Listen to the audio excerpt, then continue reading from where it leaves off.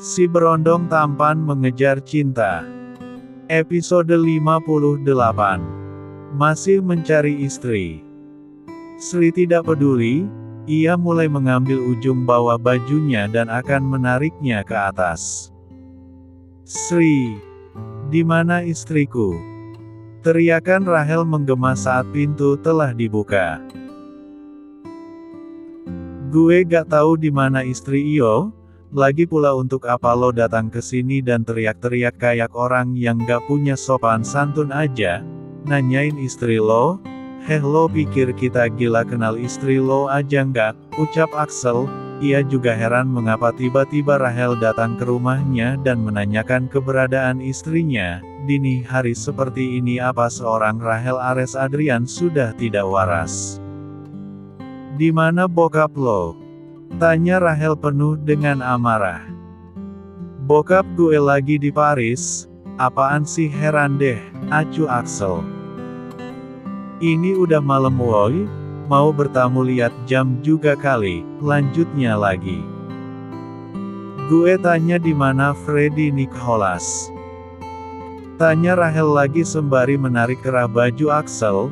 Ia yakin sekali semua yang terjadi adalah ulah Tuan Fred ayahnya. Gue nggak tahu ya elah.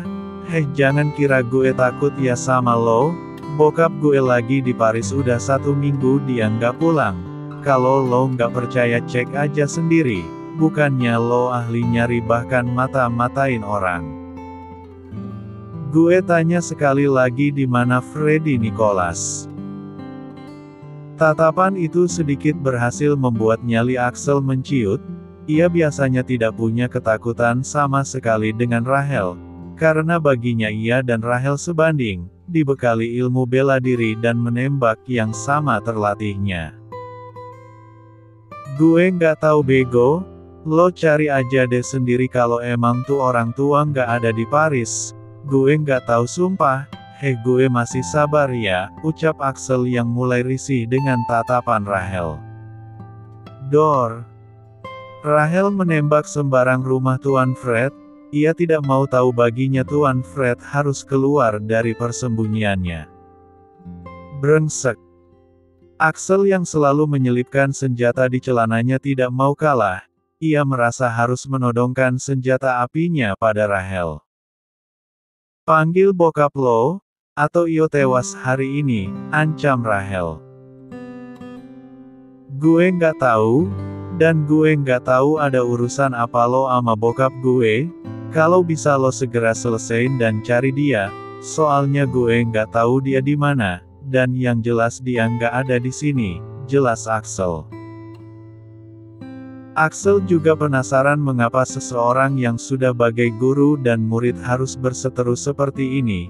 Karena dilihat dari mata Rahel, tatapan pemuda itu syarat akan kemarahan. Gue nggak takut, ingat men, kita sama, lo nggak lebih baik dari gue, lanjut Axel lagi. Dor. Sebuah peluru bersarang di lengan Axel kala Rahel mulai menembaknya. Axel tidak bisa menghindari tembakan Rahel yang terjadi dengan sangat cepat. Lama tidak berlatih dengan Rahel ternyata lumayan juga perkembangannya. Sialan, Dur. Peluru itu nyasar mengenai pintu utama. Rahel berhasil mengelak. Ia kemudian dengan sigap menendang tangan kanan Axel yang masih memegang senjata hingga senjata itu terlempar ke sembarang arah. Dengan segera Rahel melumpuhkan Axel. Axel tidak bisa melawan. Lama tidak bertemu Rahel ternyata Rahel sudah lebih handal darinya. Kini sebuah pistol siap menembus kepalanya, jika ia tidak memberitahukan di mana keberadaan ayahnya. Gue tanya di mana bokap lo, tanya Rahel lagi berteriak. Rahel gue beneran nggak tahu, sumpah gue nggak tahu, sahut Axel. Ia berkata jujur karena ia memang tidak mengetahui ayahnya sedang berada di mana saat ini. Dur. Sebuah peluru berhasil mendarat di kaki Axel lagi. Rahel memang tidak main-main, berarti masalah yang sedang ia hadapi dengan ayahnya benar-benar serius, pikir Axel. Rang Axel, lengan dan kakinya tidak berhenti mengeluarkan darah segar sedari tadi. Hubungi bokap lo sekarang, perintah Rahel. Axel menurut, jelas saja karena jika tidak entah di mana akan mendaratnya tembakan ketiga. Beruntung kedua tembakan tadi mendarat masih jauh dengan nyawanya. Ia tidak mau habis hari ini, ia masih ingin wisuda dan menjadi anak baik-baik. Tidak tersambung, Axel semakin ketar-ketir menangkap tatapan Rahel yang seakan memangsanya. Gue udah hubungin, dan lo bahkan dengar sendiri nggak tersambung. Udah san, gue beneran nggak tahu, ucap Axel mencoba meyakinkan Rahel dan bernegosiasi untuk kebebasannya. Lacak dia, perintah Rahel lagi. Axel terpaksa harus menurut, ia dengan tangan kosongnya sementara Rahel masih menempelkan ujung pistol pada pelipisnya. Ia harus menerima segala kekonyolan ini. Ia yang tidak tahu apa-apa pun harus mendapatkan luka tak terduga malam ini. Namun lagi dan lagi Rahel harus menemukan jalan buntu karena ponsel Tuan Fred sama sekali tidak bisa dilacak. Semakin yakin bahwa Tuan Fred lah pelaku dari semua yang terjadi pada istrinya. Lagi dan lagi Axel harus membayar apa yang tidak berhasil ia lakukan. Kini kaki kirinya tidak akan iri karena juga telah mendapatkan tembakan. Asya, suara Axel menahan sakit. Ia tinggal di rumah hanya sendiri, dan nantinya pasti akan merawat semua luka ini sendiri. Dasar brengsek, bajingan, tidak punya belas kasih. Berhati batu, udah dibilang gue nggak tahu masih juga nggak terima. Lo di sini dan kalau bokap lo balik, segera hubungin gue.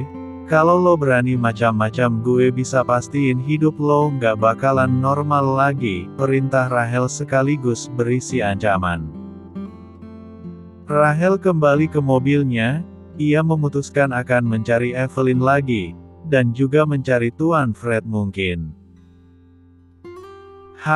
Desah Rahel, ia tidak ingin menyerah, namun ia tidak punya petunjuk untuk mencari keberadaan Evelyn. Bye. Rahel menoleh, suara Evelyn lagi dengan jelas yang ia dengar, ia mengedarkan pandangannya, seluas yang ia lihat tidak ada siapapun di situ, berhalusinasi lagi. Sejak kapan ia selalu berhalusinasi seperti itu? Mulai melajukan mobilnya, ia akan pulang ke rumah dan berencana mencari petunjuk keberadaan istrinya di rumah. Sekitar 35 menit berlalu, mobil mewahnya sudah terparkir sembarang di halaman rumahnya. Lagi dan lagi rumah tampak sepi, bisa dipastikan istrinya itu benar-benar tidak pulang. Setelah tadi ia mencoba berharap akan mendapati istrinya itu di rumah, namun ternyata tidak. Segalanya memang benar terjadi. Satu hal yang ia takutkan, Tuan Fred bisa mengetahui segala rahasianya mengingat ia dan Tuan Fred tidak ada bedanya. Mungkinkah Tuan Fred telah memberitahukan segala yang ia sembunyikan pada istrinya itu, sehingga sekarang mungkinkah Evelyn sudah meninggalkannya? Padahal jelas sekali ia sudah berjanji pada sang istri untuk meninggalkan dunia hitamnya. Namun harta kekayaan yang selalu melekat pada hidupnya sedari lahir membuat dia tidak rela melepas apa yang telah ia dapatkan begitu saja, hingga ia nekat mencari jalan keluar dengan ia yang seolah berhenti namun masih tidak mau rugi. Dengarkan aku. Jika kau bisa berjanji tidak akan meninggalkan aku lagi, maka aku juga bisa berjanji untuk meninggalkan semua itu. Bayang-bayang perjanjiannya dengan Evelyn terlintas jelas di kepalanya, ia yang telah ingkar meski ia sudah berhenti, Ia telah ingkar dan ia sebenarnya menyadari itu dari semenjak memutuskan berhenti, namun ia tetap abai. Ia berharap bisa diterima oleh Evelyn, tidak bukan seperti ini yang ia inginkan. Jauh dari Evelyn sungguh membuatnya gila. Kau di mana, Bai? Andai saja kamu mengizinkan kami untuk memberitahu Darin tentang Fahira, mungkin kamu tidak perlu bersusah payah menghadapinya seperti ini, Sri, ucap Bu Halimah yang kini telah menjadi mertua Sri. Biarkan saja, Bu, Mas Darin juga sudah mulai membuka hati, biarkan seperti ini dulu. Tapi ibu merasa berdosa tidak memberitahukan sebuah kebenaran itu. Kamu terus dihina walau Darin tidak pernah mengatakannya di hadapan kami.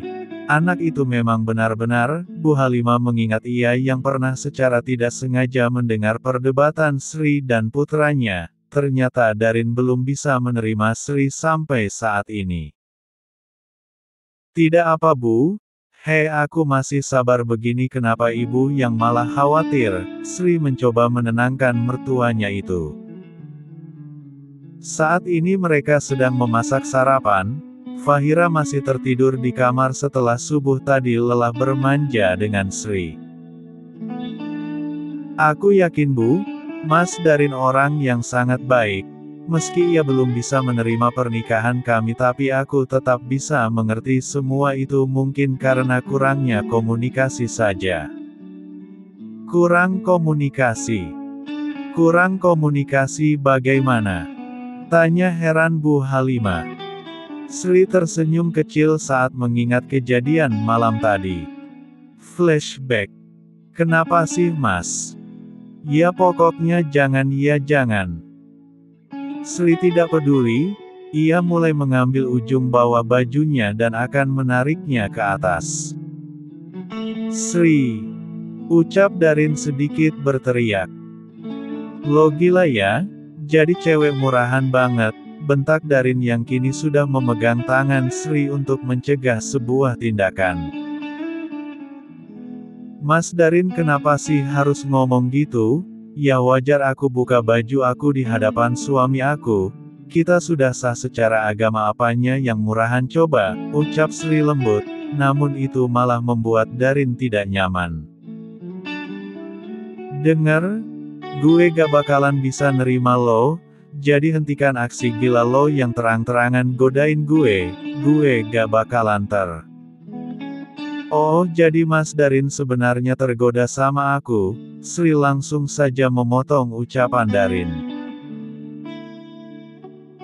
Satu poin baginya, benar saja Darin tidak mungkin tidak mempunyai perasaan padanya kalau tidak dengan cinta. Biarlah Sri mendekatinya melalui nafsu. Toh mereka sudah halal, sekalipun Sri abis malam ini pun tidak apa baginya. Anggap aja mereka sedang melakukan sebuah tugas mulia bagi pengantin baru sepertinya. Sri, gue. Darin nampak geram, namun dalam hatinya ia tidak bisa berbohong, jantungnya juga berdegup kencang saat ini. Mas sini deh, ujar Sri sembari menepuk tempat di sebelahnya. Mau ngapain lo? Sini dulu, aku mau ngomong sesuatu, pinta Sri lembut. Apaan? Tanya Darin ketus saat ia sudah duduk di samping Sri. Mas, coba deh bilang apa yang bisa bikin kamu nerima aku. Beneran serius aku tanya. Hei, iyo itu seharusnya nggak jadi istri gue, tahu nggak? Gue nggak pernah punya mimpi buat seumur hidup harus bareng lo, tegas Darin. Ia tidak ingin memberi harapan pada Sri karena baginya ia tidak akan pernah jatuh cinta pada wanita di hadapannya ini. Hah? Desah pelan Sri. Jadi Mas maunya apa? Berpisahkah? Tanya Sri, masih lembut, tidak ada kemarahan sedikit pun mengisi kata-katanya saat ini. Darin sebenarnya juga tidak tahu apa kemauannya, berpisah. Sungguh walau jalan itu pernah sempat ia pikirkan, namun rasanya ia tidak akan berani mengambil langkah sebesar itu. Memutuskan menikah walau karena paksaan, tapi sebenarnya ia juga berkeinginan pernikahannya hanya terjadi satu kali seumur hidup. Namun sesalnya hanya mengapa harus dengan Sri. Mas. Sri memegang tangan Darin lalu mengecupnya singkat. Dilihatnya Darin hanya bisa terdiam setelah mendengar pertanyaan akan dibawa kemana pernikahan mereka. Meski tidak benar-benar mencintai, tapi setidaknya izinkan aku untuk mengumpulkan pahala saat menjadi istrimu, Mas, ucap Sri. Baginya sebisa mungkin ia harus meluluhkan hati sang suami. Darin masih terdiam, namun juga tidak melayangkan penolakan. Aku bukan wanita sempurna, tapi aku akan berusaha menjadi istri yang baik untuk Mas Darin. Jika suatu hari nanti Mas membutuhkanku, bilang saja, aku akan selalu menunggu hari itu tiba.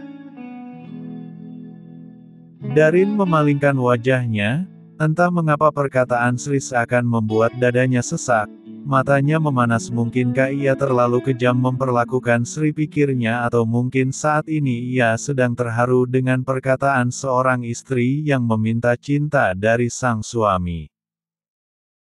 La beranjak kembali ke tempat tidurnya, namun langkahnya terhenti kala sebuah tangan menahannya. Mas, apa lagi? Malam ini aku ingin tidur dengan Mas Darin. Dosaku akan semakin bertambah kalau tiap malam kita tidur terpisah, Mas, ucap Sri. Terserah, acuh Darin. Sri lalu berkemas. Ia akan tidur di kasur lantai menemani Darin.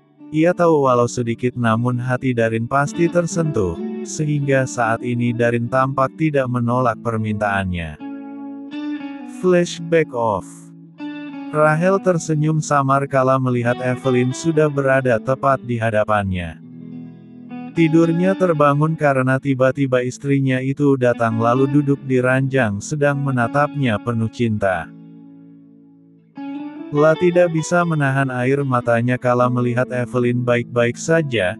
Istrinya mengambil sebuah kain basah dan mulai mengelap tubuh dan wajahnya, mengusap air matanya juga.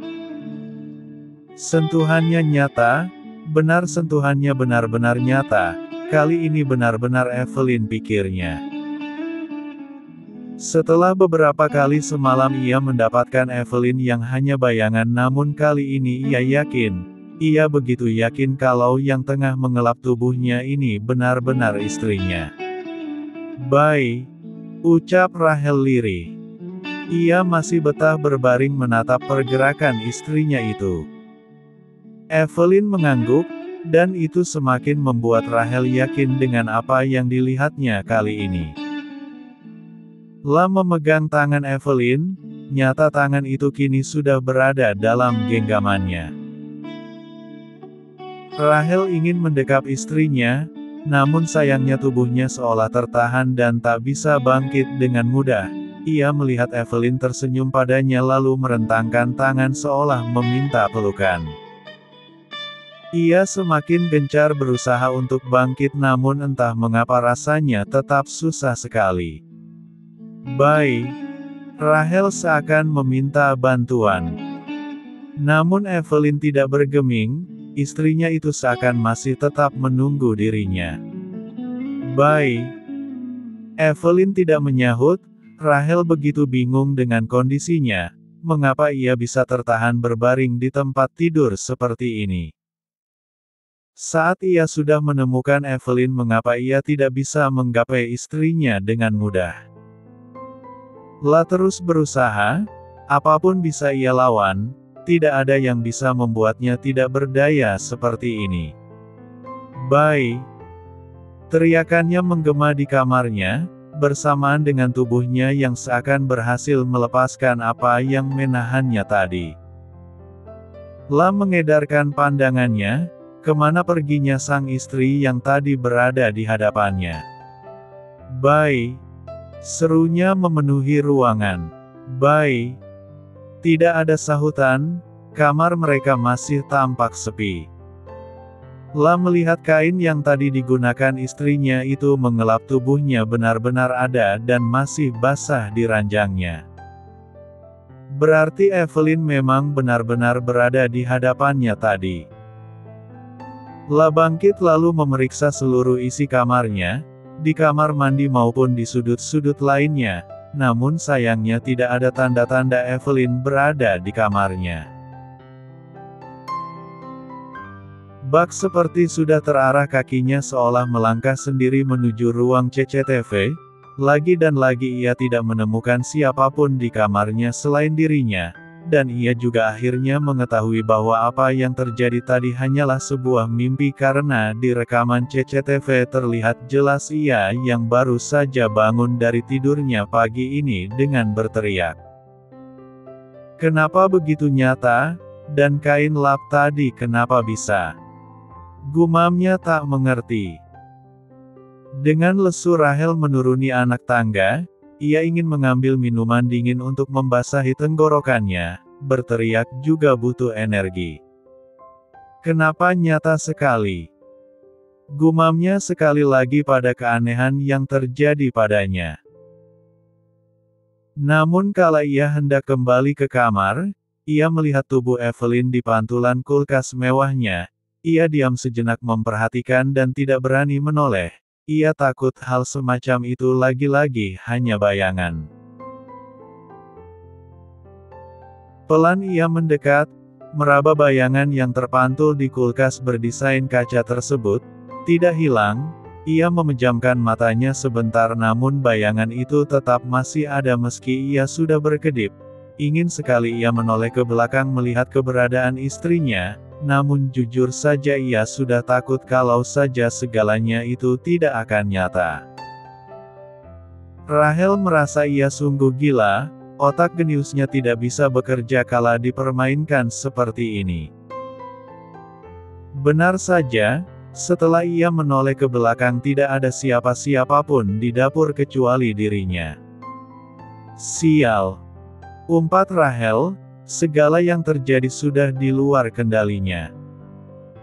La tidak bisa berdiam diri saja, apalagi ia sudah sangat yakin bahwa lawan mainnya kini adalah Tuan Fred, seseorang yang ia anggap master baginya.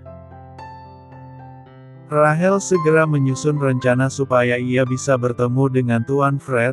Kali ini bukan ia yang akan mencari namun Tuan Fred lah yang akan menampakkan diri dengan sendirinya.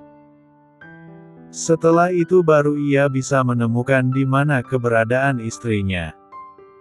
Sementara di SMA Guna Bakti. Saat ini Yuda tengah disibukkan oleh mencari keberadaan Weni. Uang 3.900.000 yang pernah Weni pinjamkan pada mamanya sayangnya belum juga ia ganti.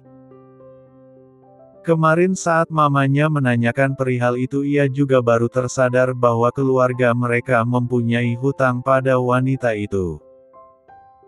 Hari ini entah sudah keberapa kalinya mamanya menanyakan apakah ia sudah mengetahui keberadaan Weni atau belum. Sayang seribu sayang ia tidak mempunyai petunjuk apapun tentang wanita itu. Setelah Weni pulang dari rumahnya bahkan ia berharap tidak bertemu lagi dengan wanita ceroboh itu. Harus cari di mana gue. Gumamnya pelan. Namun pendengaran pemuda di sampingnya tampak begitu tajam sehingga masih bisa mendengar gumamnya. Nyari apaan sih men? Tanya Angga kepo. Hah? Yuda menghela nafasnya berat, sekitar seminggu yang lalu, nyokap gue belanjaannya dibayarin sama cewek yang namanya Weni. Soalnya waktu itu nyokap lupa bawa dompet, nah begonya gue lupa buat ganti dan gue sama sekali nggak tahu keberadaan tuh cewek di mana. Jelas Yuda. Wah parah lo men, hutang itu kalau nggak dibayar di dunia, di akhirat iyo tetap bakal nyari-nyari dia sampai ketemu. Hi serem, ucap Angga. Ia pernah mendengar salah satu kajian seperti itu saat ia sholat Jumat. Entahlah ia lupa kapan tapi katanya sih begitu. Lo cari deh buruan, lanjutnya lagi. Ini gue juga lagi nyari ogep, lo pikir gue mau punya utang? Kesal Yuda, kadang-kadang bicara dengan Angga memang selalu buang-buang tenaga. Ya bagus itu, udah dapat petunjuk. Tanya Angga lagi. Gak tahu gue. Namanya siapa tadi? Weni. Yang lo tahu dari dia?